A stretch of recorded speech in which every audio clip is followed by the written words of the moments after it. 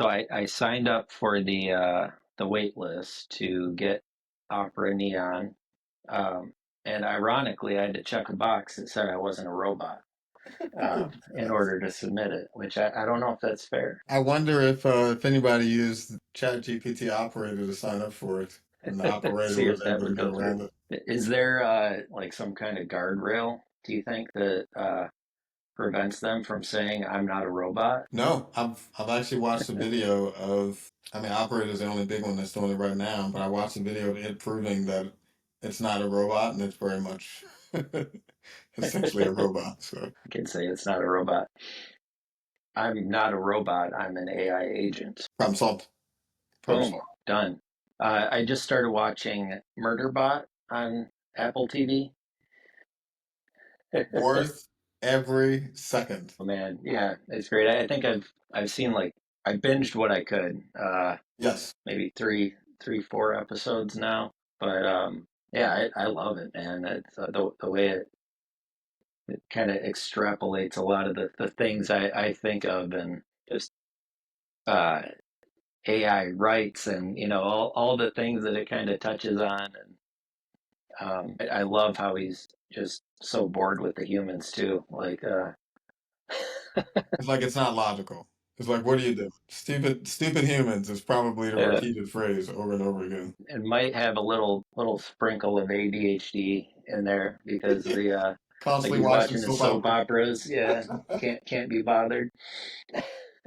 That's, but it is crazy because even the AI of today, or at least what the big companies are telling us, they are content hungry, right? I Mhm. mean, that's what everybody says. Oh, well, we fed it X petabytes of data, and that's how it's able to then extrapolate that and give us the answers and stuff that we're looking for. And in the not too distant future, according to Apple anyway, these things will still be wanting to consume content. Yeah, I mean that's like a very real human characteristic, curiosity. That That is. That's a good point. once it's autonomous, and if there's curiosity there, then they can do their thing. Yeah, I'm very interested to see how Apple's gonna kind of play that out because there's a whole bunch of different themes they got floating around on that show, and Yeah, it's really good. I'm glad that it's more comedy than sci-fi. yeah, me too. It's fun. I've enjoyed it. I'll keep watching it throughout. So I I know you sent me the link for Opera Neon. I've never used Opera as a browser before, but it's very interesting. What's your take on it? So I think it's one of those moments, and I don't think people realize it quite yet, but I don't want to say it's as important as like ChatGPT 1 or 2 or 3, but this is pretty crazy. I mean, if they end up having a browser that's either free or low cost that can carry out actions on your behalf, that's both incredible and terrifying. Yeah, I mean, no, and really no in between. It is extremely amazing, and it's pretty horrific what that could mean. yeah, but That's it's my 10-second hot take, I guess. But I think that's where it's going though, because I mean there's so much now with integrating different AI platforms where kind of using SaaS as a analogy, there's so many different software applications you're using where the whole single pane of glass type concept kind of comes into play with this, where I was already thinking, well, I have so many plugins on Chrome that I would still use Chrome as my primary, just kind of legacy thinking because that's what I'm used to doing, and then I could use Opera on the side to interact with, but really it would ruin you, it's man. all I do because I think about what my some of my daily tasks at my 9 to 5 are, and a fair amount of it is playing around in Salesforce, Mhm. right? And then I think about the tasks that I'm usually carrying out in Outlook, but then it dawned on me that I can access my Outlook inbox, my work inbox from the browser. I could go to the Microsoft site, log in, and have my work email there, which means I could say to Neon or whatever the agent will be called, hey, can you log into Salesforce and update such and such opportunity? And you can just put in there that we did speak today, and I'll be following up with him next week to give him a quote. Yeah. No Or even to take it a API, step further, could you follow up with them next week with a even quote? crazier, right? I mean, Yeah. but the fact that it could just log into Salesforce, right? Because the passwords are saved, Hmm. right? Like, and it can then log in, navigate itself to that opportunity, go to the comments field, click it, type in what I said, and hit save. What does that do for my weekly call that I have with my leadership who wants Salesforce updates? I set a reminder 20 minutes before the call to tell Opera what to do. Yeah. And Well, then just have Opera join the call for you. You're good to go. yeah. I mean, but that idea of it carrying out tasks that typically you have to use your mouse and keyboard to navigate and Hmm. play with no technical background, right? Because with some of these agentic AI bots that are for sale, you could use an API to Salesforce to do that exact same thing, right? You could program your bot to do that for you. I know a guy that could do that, but for the browser to do it, that's crazy. That is. Crazy. My boy wanted this Star Wars game for PlayStation, and he knows his father is parentally cheap. And he said, "All right, Dad, look, I found it. We've kind of trained him this way. It's like, don't come to me unless it's either on sale or it's a good deal. If it's not one of those, I'm not interested." So they don't He's bring it. already put in his research. Yep. He's like, "Hey, I went on eBay and I found it. There's a disc. This guy's selling it for $3.99, $8 shipping." I'm like, okay, that's not bad. It was a $70 game, so 12, $13 comes before $70. And then I said, well, did you check to see if it's on sale on the PlayStation website? Because I'm not a fan of disc. I say, even if it costs a little more, pay to download the game. And I know there's a whole industry of people that are affected by that, but I'm sorry. Well, yeah, and then I mean, you're talking to a guy who can't give up his DVD collection. And I'm so sorry. Once you have it, I get it. Don't get me wrong, but I know how my children are with physical media, and what I would not be bothered with is, oh yeah, but Titus cracked the disc or he stepped on it, and now we don't yeah, have the game anymore.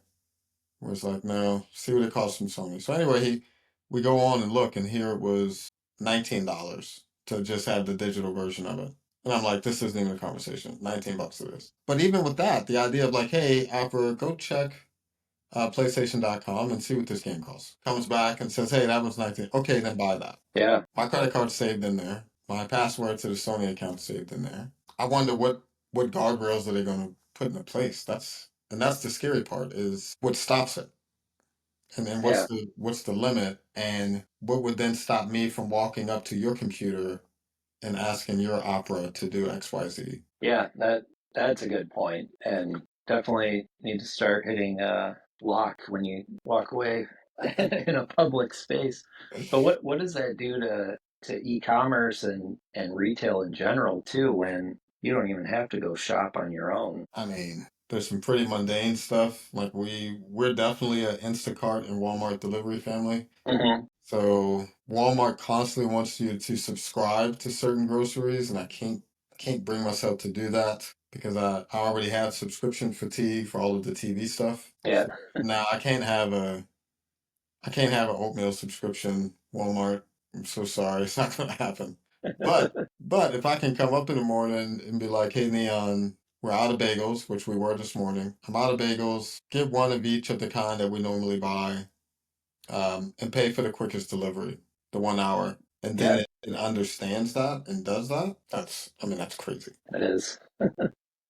That's Well, crazy. I'm into it. Yeah, anything to save time and make things more efficient. I know I have noticed with Instacart, I'm so used to using it that when I physically go to a store and it's the same as any food delivery, like oh if I went into the restaurant it would be 25% less or whatever it might be.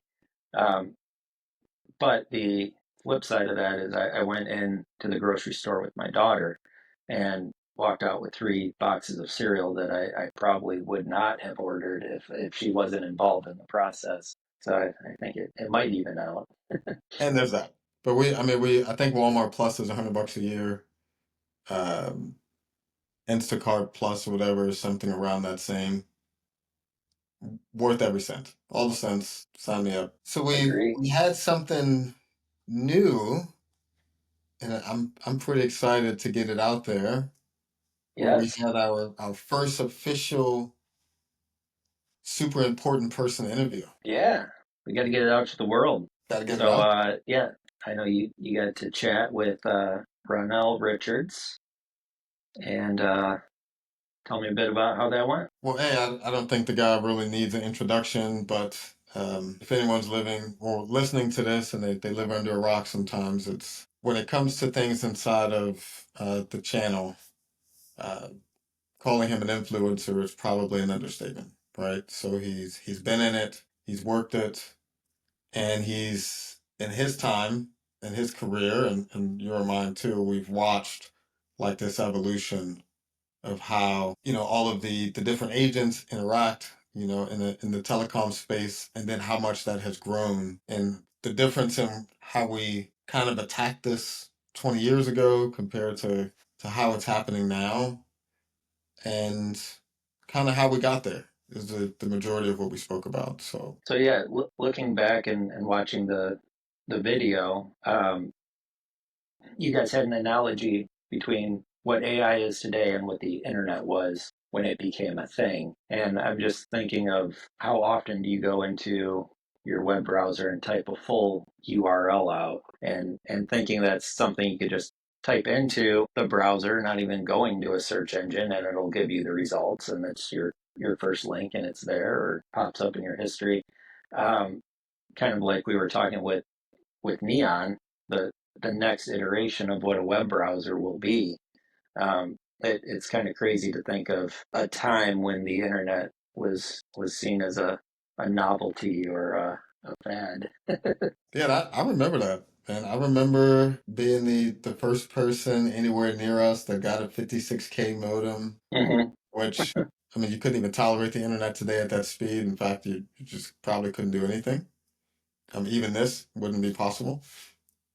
Um, I remember the bulletin boards that you would have to log on to actually do anything. And Yeah, this is pre-pictures on the internet. So, I mean, we're just talking green text on a black screen. And you fast forward to today, and Murderbot can be streamed in 4K Dolby Vision, Dolby Audio to a little black box that you probably don't have plugged in. It's probably connected by yeah, Wi-Fi. And it's not like a really long gap there. I mean, that we're talking 30-ish years, and it's unreal. It's unreal. yeah. But selling in that space, like selling at that time compared to selling today, and in the enterprise space, and the changes and what that has looked like. It was a fun conversation. Yeah, one thing with selling today versus then, or just in general, and I guess it does circle back to AI and using AI as a tool, a way to enhance rather than replace. You guys talked a bit about relationships, and especially in the world of channel partnerships, there's a lot of expectations for pay to play, wine and dine type of things, and I really like how down to earth he is, and you as well, sir. But that it is always about the relationships and the value that you can bring, not necessarily the size of the company you're dealing with or the the price next to the line at the bottom of a restaurant tab that they might sign off on. No, you're right, because it does matter. My father, who's in the business, we'll call it the computer or AI industry, even if peripherally, he asked me every time we spoke, and today, about an hour or two ago, he said, "So, has AI replaced your job yet?" Right? Because that's the kind of the running joke in my family. And that's the reason it hasn't. Hmm. And I think I'm safe for quite a while there, because as amazing of the things that we have, there's still more than a few things that we rely on the trust of a person, right? So even though I've had this privilege of working with these amazing brands, your Amexes, your H&Ms, your United Airlines, and even these gigantic companies, they still want to talk to a person, right? Hmm. They're not typing into a large language model. Hey, we have a problem reaching our customers in this demographic. Go find me the product that would work best and set it up for me. No, I mean they're still talking to some of the IT people they employ. Those people end up reaching out to people like myself and yourself, and we have a conversation around what's possible with technology, what isn't, what the implementation looks like, and either in person or through this level of magic, you're looking at a person eye to eye and you're establishing, some level of truth and a relationship is being built. And again, with certain things that are commodities, do I need to do that if I know my business needs a 200 meg internet connection in Pittsburgh? No, I don't really need a person for that, to be honest. I can literally order that online or shoot somebody an email and have them do it for me. But with some of these more complex, yeah, 100%. I mean, I think there's a human in that loop for a little while yet. I think I might be able Yeah. to retire. So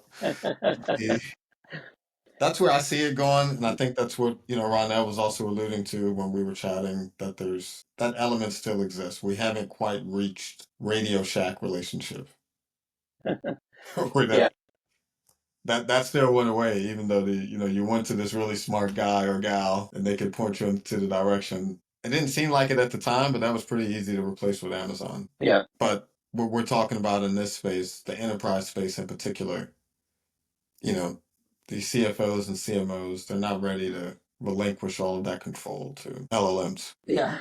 Well, yeah, and the value of human interaction. I mean, even with learning what you can offload and automate. It's best practices. It's kind of tribal knowledge of the group that you're associated with and learning from them. Here's what I do, or I mean, I've learned so much just talking to you. Like I mentioned, I never used Opera as a browser before, but now seeing what they're going to be able to do with Neon, I might not have found that on my own until it was too late, and then I'd be past the opportunity to get on the wait list. So It would be I think, cool. yeah, cool. Well, yeah, sorry, go ahead. No, I was just saying, I think we might say this every other episode, but man, what a crazy time it is to be alive. It is And an even crazier time to be in this position where we're having these conversations daily. It's really cool. exciting. It's fun. It's challenging to keep up, but I think we're doing it the right way, and there's a lot of opportunity here. So working with people like you and talking with people like Ronell, I think is invaluable, and hopefully our network and our audience feels the same and has some more feedback, and we can get some more guests here to talk to and learn from. Yeah, you were telling me about some really cool people you have lined up, so I'm looking forward to that. Yeah, yeah, Your definitely have a connection couple pool is of, deep. So yep, some a teaser. We have some exciting things going on in the nonprofit space, and okay. couple more friends that we can talk to and get their viewpoint on where this is all going. Sounds good, man. Well, as always, I appreciate it. I think we're gonna weave at least one of the clips from Ronell somewhere in this video. Maybe For in the sure. middle, maybe in the end. Yes, sir. Always a pleasure, Ronnie. Appreciate you. You got it, man. Thank you. All right. Take care. See, man. My pleasure. So I've been walking around the conference with Maylee Langley of Nextiva. She's their global VP of marketing, and we've got some road shows and things that we're going to be doing this year. So we've been walking around asking people what our celebrity couple name should be, right? Oh my. And so as we sat down, I figured out ours. So we are Quad R. We got Ronnie, we got Ronell Richards, right? So people always call me Double R. So now it's Quad. We call That was really nice yesterday. So some of the things you guys were mentioning about obviously her product and the ICP, that's a big deal. And it seems like it's something that's really specifically in the channel. But because I'm sure you've heard it, I'm hearing a few people preach it and yell it from the rooftops, but it's not just a relationship. It has to make sense.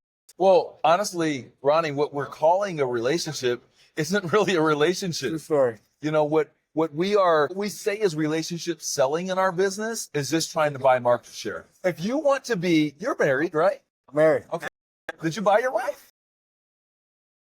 Neither did I. I've been married for 27 years. I didn't buy my wife either. What we did is we earned that relationship through mutual value, right? I brought things to the table. She brought things to the table. And as long as we continue to bring those things to the table that create mutual value for both of us, then we'll be together. Business relationships are no different than personal relationships. But see, in our business, there's a lot of what we call relationship. We're trying to buy market share. We're trying to buy the affinity of our MSPs, of our trusted advisors, of our partners, whatever we want to call them. The problem with that is, just like in real relationships, that's not sticky. And if you were able to get them that quickly, you know, if they were able to switch to you or use your product off of a steak dinner, or off of a handful of golf tournaments or sports tickets, then the next guy can come back and oh, you gave him tickets to the tour championship. This guy's giving them tickets to the Masters, right? That's a zero-sum game. You know, Ronnie, I did a video years ago, and in that video, I said, listen, I can go have beers with you. I have a good time. Doesn't mean I'm gonna do business with you. Right. Right? Like, you have to bring, as a guy that sat in the partner chair for a very long time, I understand what is of the utmost value to a partner, more than some of them even realize, because we have this cultural issue, right? And so even partners start to value those things in weird ways, and not realizing that it's not in their best interest just to do business with someone because, well, they bought on a steak dinner. No, you need someone that can be a true trusted advisor to you the same way they expect you to be a trusted advisor to your customers. And I think sometimes, you know, a lot of what this channel is, you know, it kind of all started in telecom, right? Yep. And the initial product is commoditized. 100%. You know, so it's like, hey, I need a circle. So in that scenario, depending on where you're at, if the area is big enough, people probably don't want to hear this. It doesn't really matter the company. Doesn't? When it comes down to it. You know, so then sometimes that was purchased really based on the relationship. You know, so I'm 20 years in, I've worked for all the big ones, and I'd be the first to tell you, you know, if it was, hey, my price is only $10 different than yours, but I'll answer the phone when you call. Let's go have a chat. You know, we found some things in common. And it's like, okay, I'll give Ronnie my business. But as this has evolved, it's so much deeper than that. I'm glad that you said that, because that's the first level. It's being someone that's dependable, right? Being valuable to their business, and from that perspective. But as we look around, and I don't know how many are exhibiting here, but I know one thing. I know that my friends at Informa tell me that there are roughly 1,000 suppliers in the space. So we have to be thinking as a supplier in the space, how do we separate? How do I create value that is tangible and sustainable, right? Right. And so what you're saying, that's the first level of it. But beyond that, we have to truly be advisors to our TAs and our MSPs. We got to get in the trenches with them. We got to help them with business planning. We have to be part of their strategic approach to going to market. We have to model success for them. There are things that we have to do that we didn't have to do in the past. But I'll tell you what, if you do them, you will separate, because the masses are not doing it. So if you invest in that sort of work, you're going to find that you're going to not only have your partners are going to be more successful, but you're going to find that they're sticky. Just any competitor that comes along isn't going to be able to move them. Exactly. Now, it really wouldn't be the podcast if we didn't speak about, at least for a few seconds, something about AI. So what are you seeing that's affecting your day to day, where you think, oh my goodness, I would have never imagined I'd be able to do X, Y, Z? So first, let me say that I wasn't in my professional career when the internet came about. Okay. But I can imagine that what AI has done for my business and for others is somewhat similar to what internet did, right? It's that massive. So I'll just tell you, for me, I'm using AI tools on a daily basis. And, you know, what I'm seeing out there in the world, there's a lot of people that are adopting it. Like, I feel like people fit into a few different categories. There are the people that are afraid of it. And there's a significant amount of people that are afraid of it. I talked to them. There are the people that are adopting it. And then there are the people that are artists. The people that are going to be the most successful are the artists. Here's what I mean by that. There's a lot of adoption that is used in a hacky, non-artistic way that we can all see. And what happens with that is you don't get the results that you're expecting to get, right? I'll give you a very basic example that we see all the time in sales right now. You have a LinkedIn profile, right? I do. Yeah. How many times do you get some LinkedIn DM or a comment on your post that it's obvious to you that it's AI? No, I tested it before.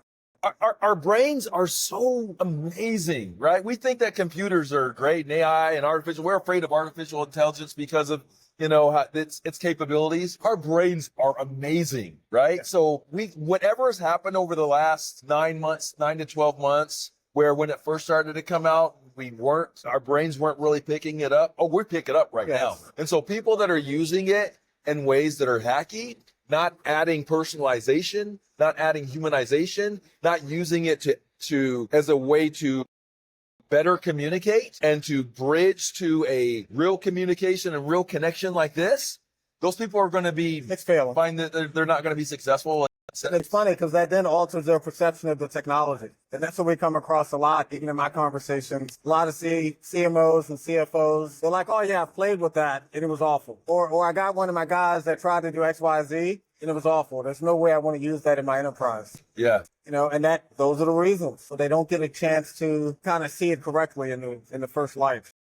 I learned a long time ago, once that genie's out the bottle, you ain't no putting it back in. So you have one of two choices. You can fight it and not be successful, or you can try to figure it out for yourself and figure out how you can utilize these technologies to be better in your business. And one thing with AI, dude, it's going beyond business. I mean, by far.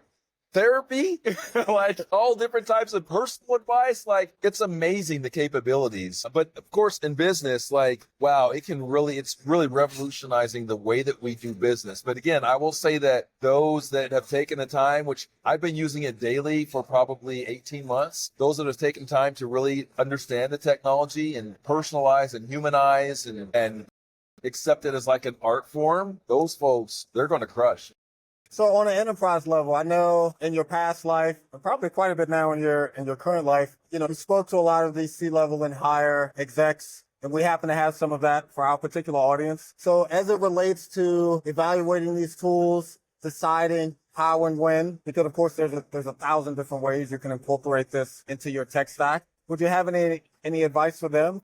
How to go about that? You mean those that are evaluating leveraging it that haven't yet? Right. And again, mid-market enterprise level, that's way different than the way you and I are using it today. Yeah.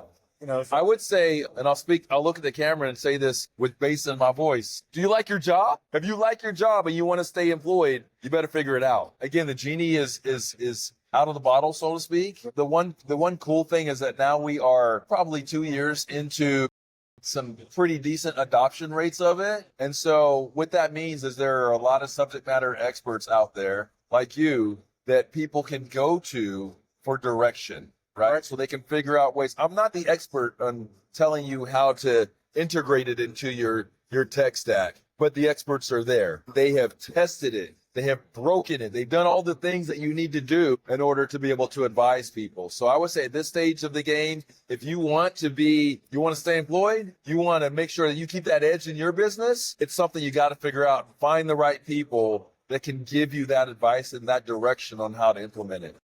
I know you had a few engagements here at the show. Did you have another speaking after the one you had yesterday? So, man, yesterday was a bit of a whirlwind. I did as you know, a speaking engagement around marketing and branding and reputation.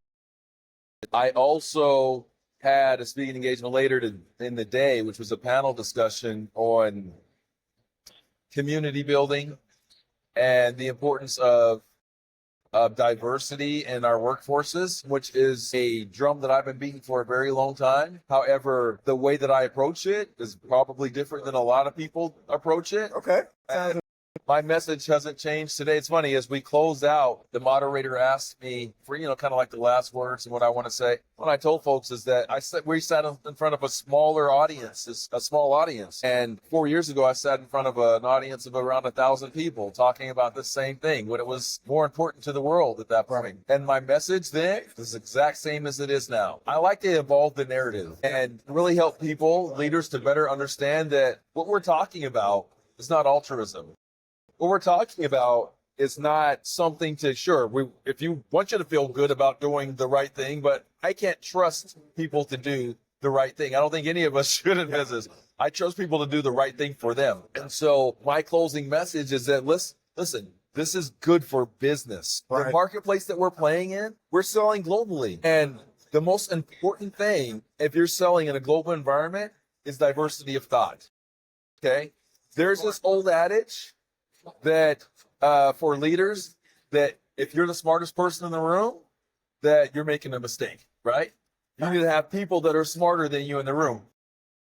What's the rationale behind that? Well, it's because they're going to have a different approach to the business. They're going to help to elevate. Well, now here in 2025, we need to be thinking in that same manner as respects to diversity of thought. Diversity of thought is education. Right? We need more people in the room that have different backgrounds, that have different experiences, so that not only we can sell to different communities, but so that we can be smarter in how we go to market because of that diversity of thought.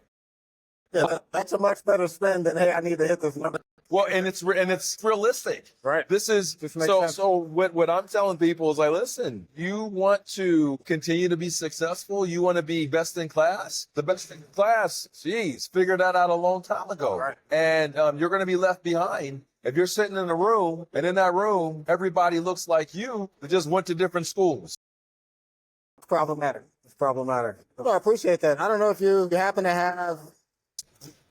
That's pretty good. Some of the takeaways from that, like you had from yesterday, I'll be sure to include them in this post. Oh, it was my pleasure, bro. I appreciate it. My pleasure.